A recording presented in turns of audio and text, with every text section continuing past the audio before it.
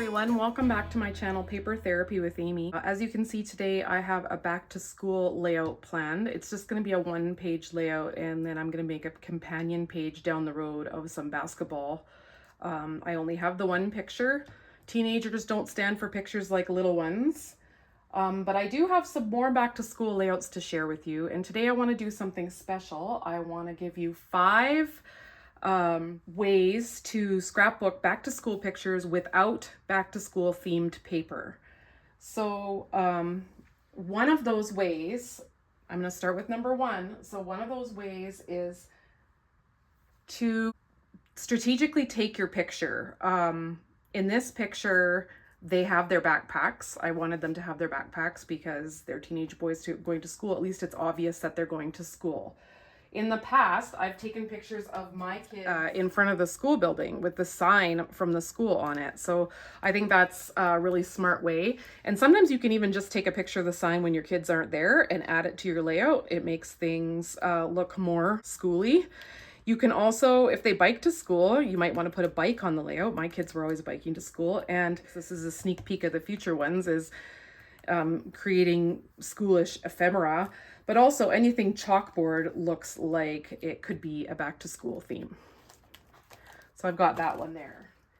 Number 2, what you can do is use ledger paper. Any paper with lines on it looks kind of schoolish, and it gives a good back to school theme. And maps also work really well for this. So this is ledger and map, and then there's map here as well. And I find globes also work well. And that's also a hint for one of my future points about the ephemera.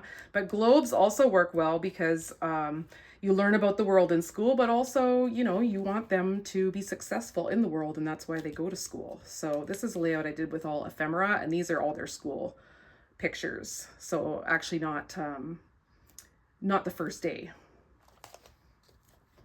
I have some more layouts to share with you. So stay tuned to the very end so that you can see those layouts. And I'm going to work on this one now. So for this layout, my plan was to kind of have this at this point. This is the rule of thirds too. This is kind of a third of the way up down the page, 2/3 of the way down the page, and 1/3 of the way into the page. So this is a good spot for the photo to sit. And then I want to add some paper in behind, some patterned paper in behind. So I've got a piece of green here. I'd like to work green in because on the opposite page, I'm probably going to use quite a bit of green for the basketball pictures because their team color is green. It's not this shade, but I think it will work. And I have this title from a stamp set, a New Year's stamp set. So that is my third tip. My third tip is lots of stamp sets that are for different themes will work for school. This one here is the best is yet to come on here, but a lot of these word of the year and new beginnings all work for back to school. Another one that would work for back to school is this library card one. Be perfect for back to school. Here's a card stamp set. As I said, globes work good. You've got a hand with a pencil. You've got this little binder clip. Those things all work good for back to school. And what else do I have here? I've got a birthday set here that says Another Year Wiser. Great thing to use for back to school. Here's another, this was a stamp of the month for New Year's. Also beautiful new beginnings. The best is yet to come is on here too. New memories, new adventures. All those will work for school. Plus this cuts out a little piece of, I've got it here distressed with some, but it cuts out this little notebook paper. So that's a good landing spot for some embellishments. So that is number 3. So let's see if I can get this title to go here. I'm going to stamp that right at the top here. My black ink was a little bit more juicy than I realized, so the word yet did get quite a bit of ink on it. It is slightly blurry, but for my purposes for this layout, the style of it, it's just fine. So yes, point number 3 was really that you can use all different things for school themes that aren't necessarily a school theme. And that is anything that looks like a chalkboard, globes, bikes, anything about new beginnings or fresh starts. Check out all your travel paper packs because they often have backpacks. They often have maps. Those work really well as well. Even a water bottle would work for school. So you have to really think outside the box. There's lots of different themes that you can check out and try and find stickers or ephemera or any stamps that may lend itself to first day of school layout. Now, these are all papers from my stash, and I want you to not worry about what I'm using specifically, but worry about what you can look for in your stash that will lend itself well. Tip number 4, look at those inky fingers. Tip number 4 is pattern your own paper with alphabet or number stamps. So this is both. I'm going to go right over the title and go tone on tone. And behind here.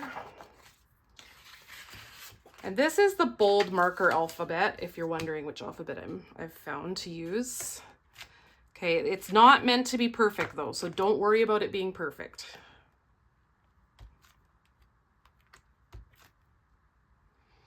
So I'm gonna go, let's see, I'm gonna go like halfway in and just plop it down. And it's gonna dry back. There's no need for it to be perfect. This time I kind of want, there we go. We'll leave some space.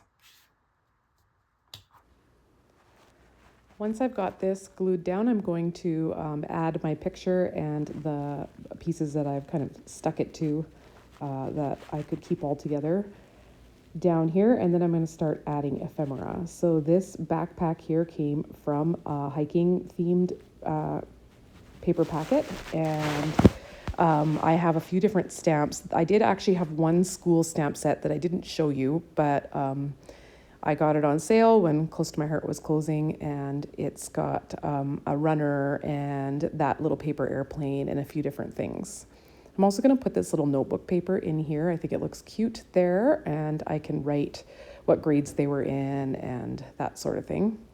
And I want to add this little shoe. I colored it with skin tone. I like it when it kind of frames the bottom of the picture the best.